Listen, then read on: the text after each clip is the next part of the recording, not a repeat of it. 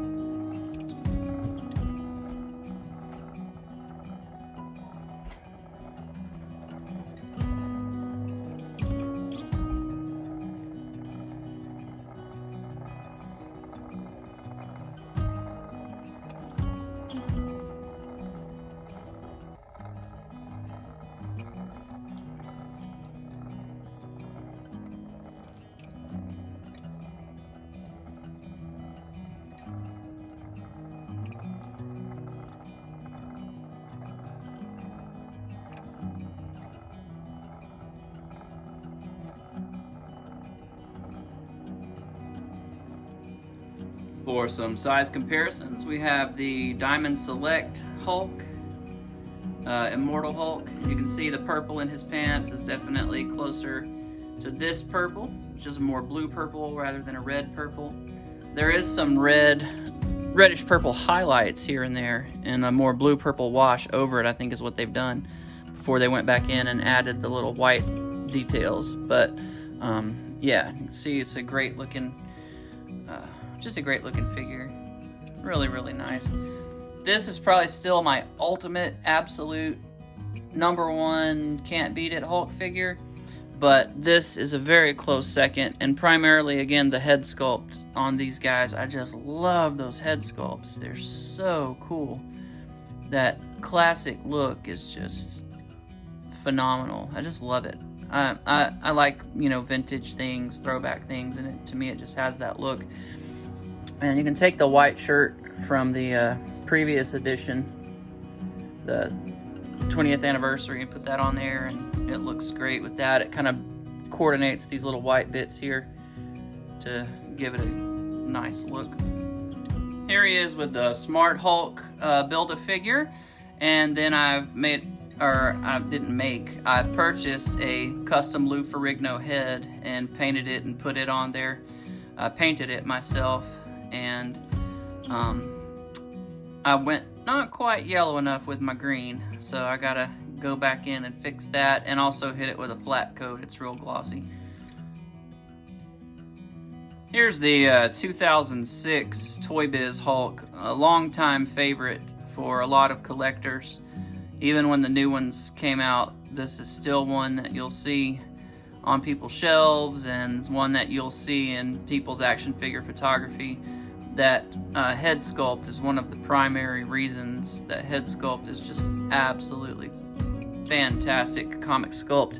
And yeah, coming in a little closer.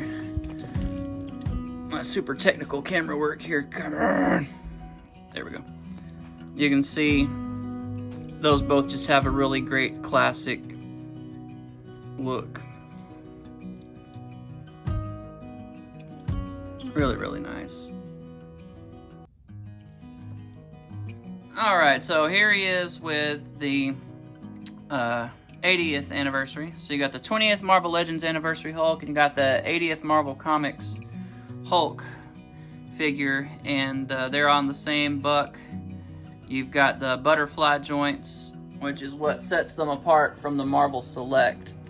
So that butterfly joint is really useful and comes in handy, and you also get swivels here, which we'll look at with the articulation segment. But that really makes a big difference in terms of posability and some of the looks you can get. You'll also probably notice that his head sits lower on the ball peg than his does, which gives him a little bit more stumpy of a look. And if you put him toe to toe, he sits just a hair taller. And again, it's because of how they sit on that ball peg. So you might want to, if that bothers you, adjust it, customize it to some degree, but it is a distinct difference when you look at the two figures. Since we're on that vintage train, here's a look at him with a Lou Ferrigno custom Hulk figure that a buddy of mine made, itz.vintage on Instagram. Check him out. And so those kind of have a more classic look. Then we got our She-Hulk #1 appearance in that more lighter kind of yellow-green, like she was depicted in She-Hulk #1 back in 1980. And you can see a more classic color scheme, although we have this modern head sculpt here for her. Here he is with a custom Jennifer Walters She-Hulk in her kind of bodysuit look. And the colors of these pair really well, actually. They've got that darker green, really, really rich, almost forest green in places with some yellower, lighter green highlights, and those two actually coordinate really well. And then we have the most recent She-Hulk from Marvel Legends, and she looks great too. She's more of parakeet green with a hint of blue on the blue side of parakeet green, and he's definitely got more yellows. Here he is with a Storm Collectibles Hulk Hogan. Oh yeah, brother! Hulkamania's running wild. There he is with a Mafex Comic Paint Spider-Man figure. And here he is with another classic looking Wolverine, our brown suit Wolverine with the Fan Channel exclusive Cowboy Logan unhatted head sculpt swapped on there. Really good look for that Wolverine. And while we're at it, we might as well look at the 2-pack Wolverine with that same head sculpt from the Cowboy Logan. Can you tell it's my favorite? Then I've got my custom Last Ronin. This is a Weapon X body, Cowboy Logan head, and sword. And then it's the claws from the movie Wolverine figure, movie Logan figure. And then this is a custom Ronin suit. It's got the X-Men logo here on the lapel. And but this is a little custom one I found on eBay for like 20 bucks, I think. Here he is with Symbiote Spidey, Secret Wars. Pizza Spidey, what up gangsters? Ben Reilly Spidey, doing a little ballet dance. La la la la la la la la la. Movie Spidey. And Retro Spidey. And how about that announcement from Hasbro Pulse yesterday, or I think it was yesterday, yeah, with all the new Spider-Man figure drops. That's exciting. Dropped the value of my mint on card Amazing Spider-Man figure, Pizza Spidey, that I still had from that retro wave. So those just all plummeted from about $70 to $90 value on eBay down to probably 20-30 bucks. But hey, that's the way it goes. Sell while it's high. So, final thoughts. Absolutely love it. I love the classic kind of 70s comic nature of the appearance. I love the big old gnarly heads, face sculpts. I think they look great. Paint detail is phenomenal. The eye paint, the hair wash, the body paint's really good. Like I said, I'm going to touch up a couple places, but overall I'm definitely very satisfied with it. And yeah, just a fantastic figure, and definitely stoked to have it in my collection. So I would say it's a must-have. And in terms of a rating, I don't know, 9 out of 10. I think if they had been a little more intentional with the paint, gotten some yellow on that face, and then painted like the rips on the back of the pants and not just the front, I think that would have really enhanced it quite a bit. But it's still a fantastic figure, and yeah, good stuff. Please check out my Instagram. I'll be posting pictures and stuff along, of course, and I will see you guys next time. Thanks for watching.